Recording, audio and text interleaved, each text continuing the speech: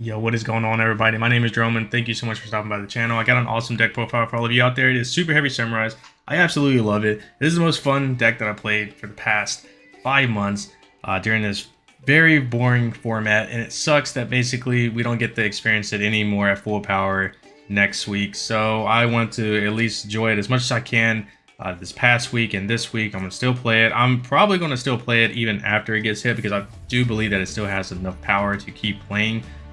So yeah, basically took this deck to 3 tournaments, went undefeated in 2 of them, and then the other one I went X1 with. So overall pretty fun, pretty good. I'm going to go ahead and show you the build that I played, and yeah. And real quick before we start, the one thing I absolutely enjoy about this deck compared to the other decks is that it is very flexible with its playstyle. There's so many different routes you can go. There's so many different kind of fun and cool builds you can do with this. And I think that you can really express yourself a lot with this deck compared to like other decks like Cashier and stuff. This deck, it's kind of linear at first, but then it branches off to its own unique play styles throughout the combos and stuff. So yeah, with that being said, remember to like and subscribe, turn on the notifications. I don't really make that many videos throughout the week, so I'm not going to bombard you with so many notifications like, hey, watch this and all that kind of stuff. I make like maybe 1 or 2 videos, if that, a week. So yeah, let's go ahead and get into it. Starting off with, of course, the 3 Wakashis. Absolutely love that card. 2 big Benki, or Benkai, however you want to pronounce it. And then I got the 3 Bikes. The 3 Soul Piercers, which is absolutely cracked. I think that maybe this would have been a better hit on the ban list. Maybe limit it and then keep Scarecrow. That way, if you remove this, now the whole like endless loop or whatever it ends. But I don't know. Then you got the 3 Wagons, and I did the 2 Soul Peacemakers. A lot of people do only 1 or 3. I think 2 is perfect. I always end up siding 1 out, and I did 1 Scales, and 1 Stealthy, and 1 of the Soul Gaia booster. Overall, I absolutely like the ratios of this. And like I said, I think going forward, this one is going to probably have to be at 3 going forward, just because the best way of making this work in the future is probably having this and this in your opening hand. So then it's not like a, so then it kind of becomes still a 1-card starter. Not really. It's like a 2-card starter, but it's just better that way, I guess. Then I did the 2, the package of the Ancient Gear guy. And then the 1-ups was the Regulus and the Kaiju guy. So yeah, nothing really to say about that. I also played the 2 Fenrirs. I think Fenrir in this deck is pretty good. It doesn't, it being Earth helps out a lot, being able to go into your also play, and also being able to steal your opponent's Fenrir if they're playing Cashier to search out your Fenrir. Pretty cool. So I kind of like it. And also it's level 7, so you can summon your level 3 hand trap monsters to basically go into a Baron that way. For the hand traps, did 2 Nibiru, 3 Ash Blossoms, 3 Drolls, 3 Ghost Ogres, and to round it all off, I did the Gamma package, Rip Gamma. It going to 1 really sucks. I'm going to really miss playing this card.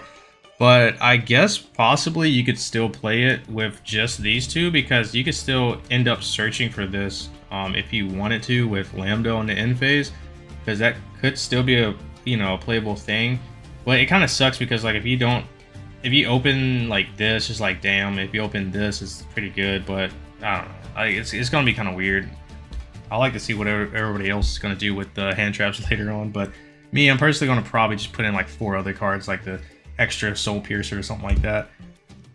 Extra deck, we got the 2 Scarecrows, Rip Scarecrows, the 1 Ballista, the 1 Genius, the Lambda, and the Asha. These are all the Link monsters I played. Every one of these come up almost every single game. The only one that doesn't come up as much is, oddly enough, is the Ballista. That one's the only one that I rarely, which is weird because I think you're supposed to go into this almost every game, but I rarely go into it really. I just go into it if I if the opportunity presents itself, I'll go into it. Other than that, I just kind of like never really go into that.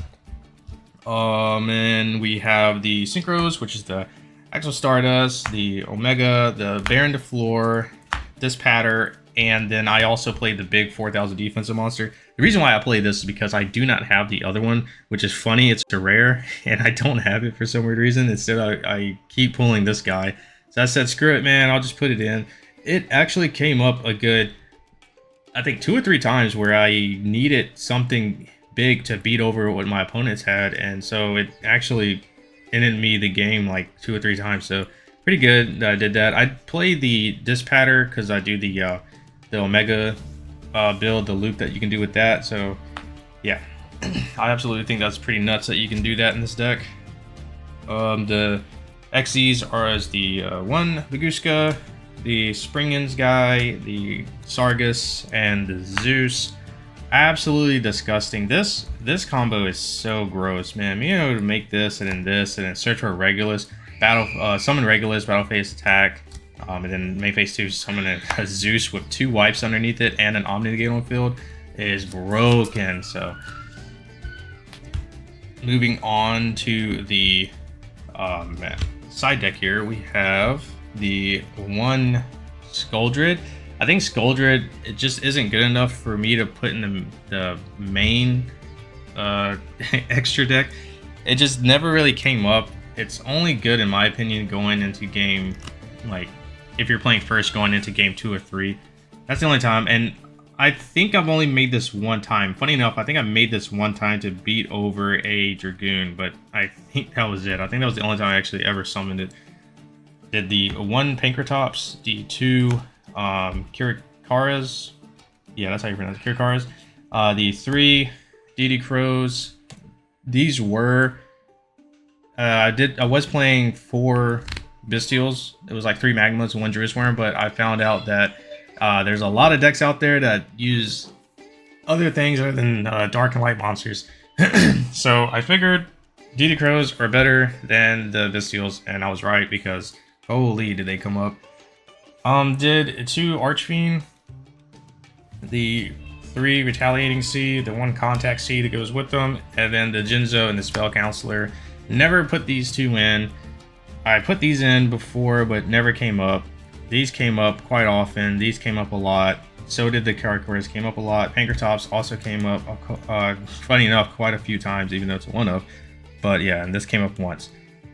Overall, I think the flexible spots is probably the Skuldred and maybe like the Jinzo or something. But I think since we're hitting into like a more heavy trap deck format, because Labyrinth is going to be crazy, I think Jinjo is going to have to be a must. Spell Counselor may be cuttable, but then again, we do have Sky Strikers becoming a thing possibly again, so yeah, it might. This might be just like the best, well, not the best, but like one of the best kind of side decks to hit like almost every kind of thing in the current format and possibly in the future format. But yeah, so that will pretty much wrap up the deck list. Let me know how you guys are doing playing this deck. I know I'm actually having a blast playing it. Like I said, it's been a really fun ride playing this deck for the very short time that I had to play it, but I'm surely gonna miss it being at full power.